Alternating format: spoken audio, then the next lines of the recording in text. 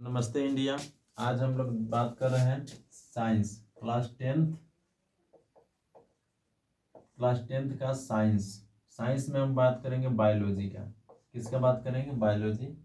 और प्रथम चैप्टर जिसका नाम है जैव प्रक्रम।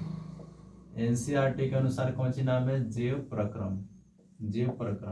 इसको बोला जाता है बायो प्रोसेस। इंग्लिश में बोला जाता है बायो प्रोसेस। समझिए जैव प्रक्रम क्या है। जैव प्रक्रम, पहले इस तरह का डिफिनेशन देखिए। जैव प्रक्रम वैसी क्रियाएं हैं जिससे जीवों का अनुरक्षण होता है। समझ में आया कुछ ना?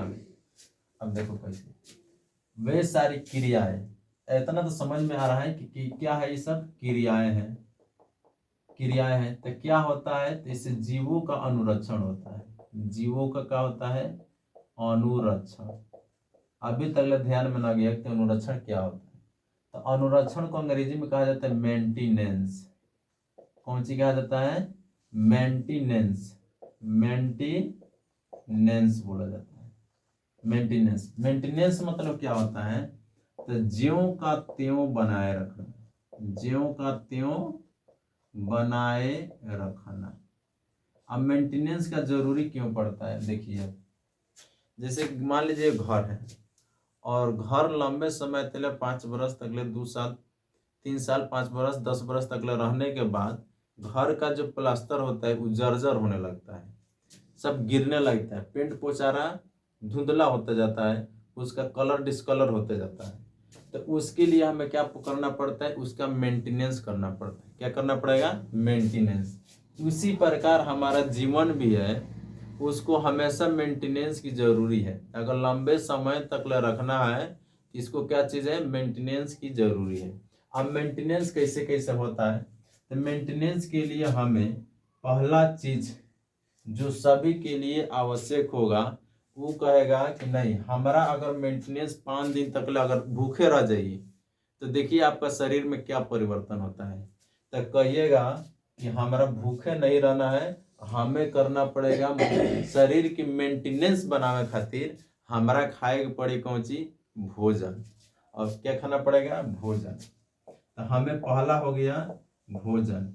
अब कहेगा तो भोजन तो ठीक है, संतुलित आहार हम लेंगे, लेकिन अगर बताइए संतुलित आहार ले लें और पेट में के पाचन क्रिया सही नहीं है, पेट का पाचन क्रिया सही नहीं है, तो क्या आपका जो भोजन खाए हैं उससे उचित मात्रा में जो मिलना चाहिए कार्बोहाइड्रेट प्रोटीन, क्या आपको मिल पाएगा? तो कहिएगा नहीं।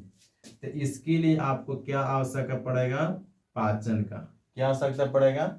पाचन का। दूसरा चीज क्या चीज? पाचन। 3 नंबर देखते हैं। अब पाचन कर लीजिएगा, आप लीजिए, अब सांस मत लीजिए। सांस मतलब कि हवा जो ऑक्सीजन होता है आप मत लीजिए। आपका देखिए आपका काम तमाम हो जाएगा। आपका काम क्या हो जाएगा? तमाम। आपको क्या लेना पड़ेगा? सांस लेना पड़ेगा। क्या लेना पड़ेगा? सांस को क्या करना पड़ेगा? लेना पड़ेगा। इसके बाद आप क्या करिएगा? कहिएगा भोजन तो कर लिए, ठीक बात है, पाचन भी कर लिए, ठीक बात है, सांस भी ले लिए, ये भी ठीक बात है, लेकिन अब जो भोजनवा किए हैं वो तो हमारा रक्त में जाना चाहिए। किस में जाना चाहिए? और यहाँ पर मान लीजिए रक्त है और इसको बंद कर लिए, तो इधर का रक्त का प्रवाह होगा? इधर जितना भी पोषक तत्व है जा पाएगा? तो कहिएगा नहीं जा पाएगा, क्योंकि रक्त के माध्यम से भी हमारे शरीर में क्या जाते हैं? पोषक तत्व जाते हैं। तो कहिएगा रक्त में परिवहन भी होना चाहिए। रक्त में क्या होना चाहिए? परिवहन। क्या होना चाहिए? रक्त में परिवहन। और कहिएगा कि रक्त में परिवहन तो ठीक है, हो गया। अब हमें क्या हुआ कि जितना भी खराब पदार्थ खाए हैं ओकरा से जो भोजनवा न पचल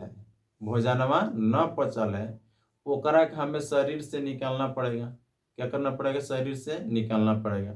तो जो हम भोजनवा करते हैं, जो पच गया, जितनी मात्रा में आवश्यकता होता है, जितनी भोजन किए हैं वो पच गया, और जो भोजन नहीं पचा है वही हम सुबेरवा क्या करते हैं? निकालते हैं। सुबेरवा झाड़ा फिरने जाते हैं, उसी वही क्या करते हैं? अनपचा भोजन निकालते हैं। तो कहेंगे अनपचा भोजन हमें निकालना है।